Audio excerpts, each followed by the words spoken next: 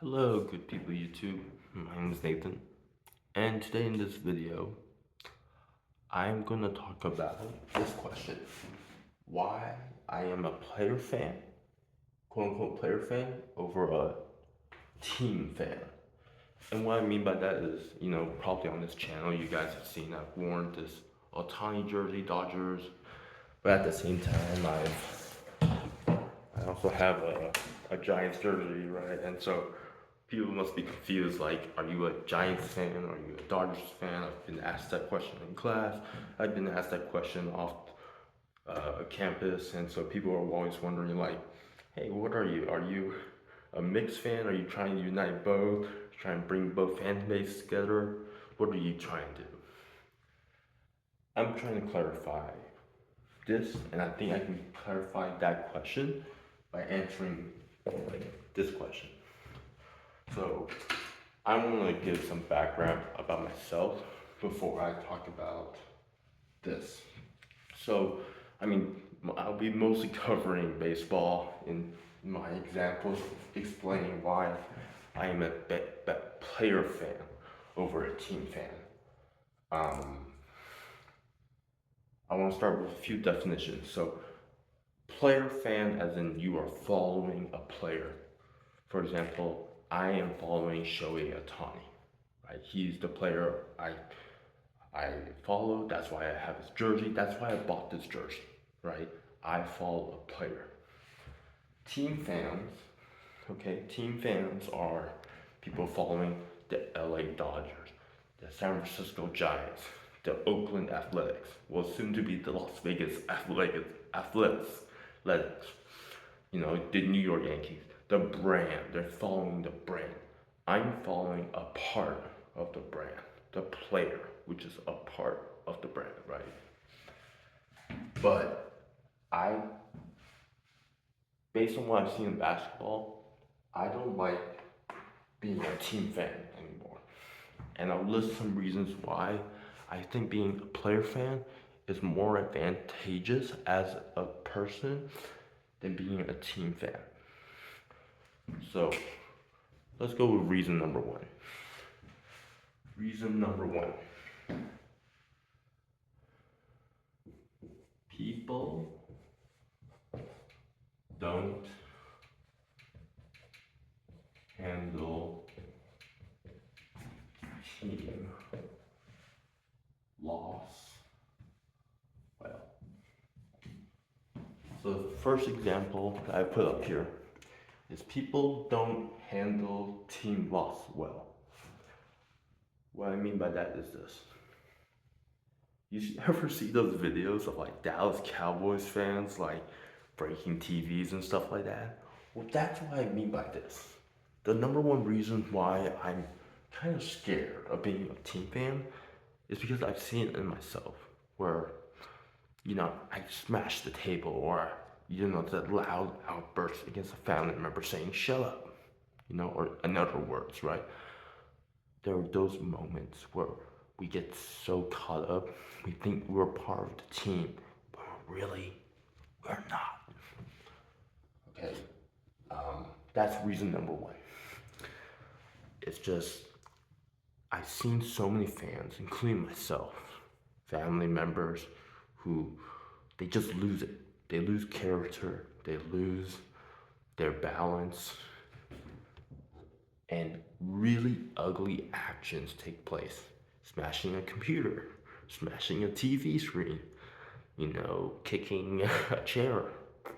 Those kinds of things can come out when when you think you're part of the team, right?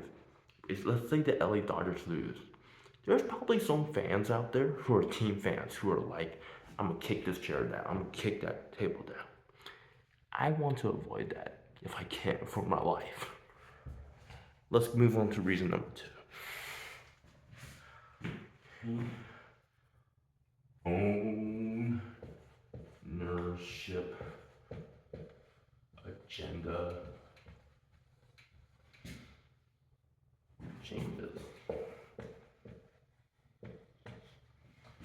My second reason why I don't want to be a team fan and I want to be a player fan is that ownership agenda changes for the team. My favorite example to use for this is the Oakland Athletics. At one point in time, they were a really great team. And I think they had multiple seasons where they had 100 plus wins. But ownership changed. And since ownership changed, the word that has been used to describe ownership is not of the ownership that wants to win games, but of stinginess. They want to make the most money they can. And I think that's a great goal, except it comes at the cost of the quality of entertainment and at the chance of winning championships, right? We want our teams as fans to do well, but ownership, maybe their priorities are instead making money, making the most amount of money. And one of the best and easiest ways to do that is put out some of the cheapest players possible. And usually, the cheapest players possible are not the best players possible, right? I've never watched um, Matt Chapman. I don't really know anything about him. I don't even know if he plays the same position as Shohei Ohtani. Assuming that Matt Chapman and Shohei Ohtani play the same position, and you know a little bit about both, who are you gonna take? Would you rather pay Matt Chapman, like, I don't know, $15 million, maybe that's generous, or Shohei Ohtani, $70 million? Shohei Ohtani, based on what I've seen this year, 50-50 club. Matt Chapman, all I know is his first and last name. That's it. Like, ownership agenda can always change. They can sometimes put out really great players, but they can also be really stingy at times and put out really crappy players. That's number two. Number three reason why I want to be a player fan over a team fan is this.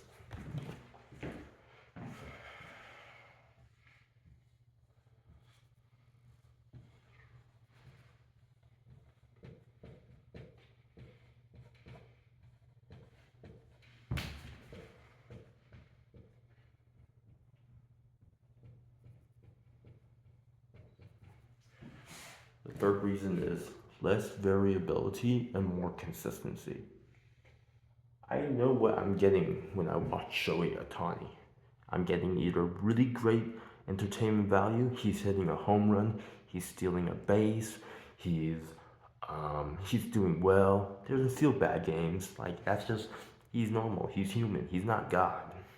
Okay, if he was God, he would have a perfect game, but he's not. I can expect Shohei Ohtani to perform pretty well. If I'm following a team, dude, there are going to be some years where I'm going to lose my mind, right? Sometimes I watch the Warriors, and sometimes I lose my mind. Kind of like number one reason why I don't want to be a team fan anymore is people go crazy.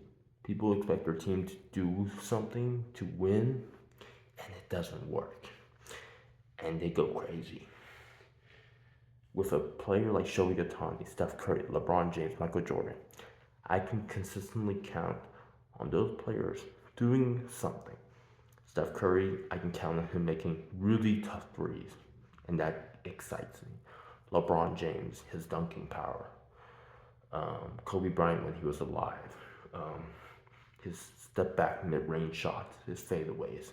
Dirk Nowitzki, his fadeaway threes, one-legged threes. Those stuff, I can always count on them, like wowing me and giving me entertainment. Teams, why? You have to count on so many things to go right for you to be happy with the team results. And there's a lot of variables where that doesn't go right. That's why the team loses. And my fourth and last reason why I want to be a player fan and not a team fan is to avoid tragic and fourth reason with misspelling is to avoid tragic endings. If you guys can see it, oh, you guys can. The reason why I put that, let's look at the Oakland Athletics. Their team used to be good, then ownership changed, then they started putting out really bad teams, and eventually, well, this past year, they decided this would be our final season in Oakland. Let's move to Las Vegas. Well, first Sacramento. How do you think a 40-year fan is going to feel? Or a 20-year fan? Or a 5-year fan is going to feel? They feel absolutely devastated seeing their team decide to go like, yeah, we're going to leave. I think with player fans, the worst thing that can happen to a player, in my opinion, is a career-ending injury, retirement, or some kind of off-court drama. But then I can always just find another player to watch. With a team, you're kind of stuck in it for life. And when you're stuck in it for life, you kind of accept a lot of problems with that team. With the player, at least you've sorted out among a bunch of players someone you like, agree with, can cope with, and resonate with, and can follow without, being deprived of the joy of the sport, right? I mean, what the teams do sometimes is the reason why people leave the team.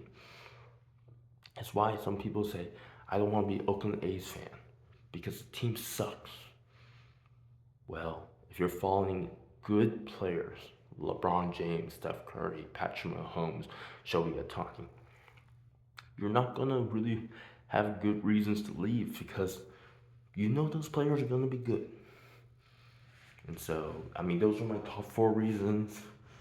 I know my wording could be better, but I'm working on an island, so this is the best I can do right now. And I think it's a pretty good list of why you should be a player fan over a team fan. Well, that's it for today's video. Hope you guys have a good day. I'll see you guys in the next video.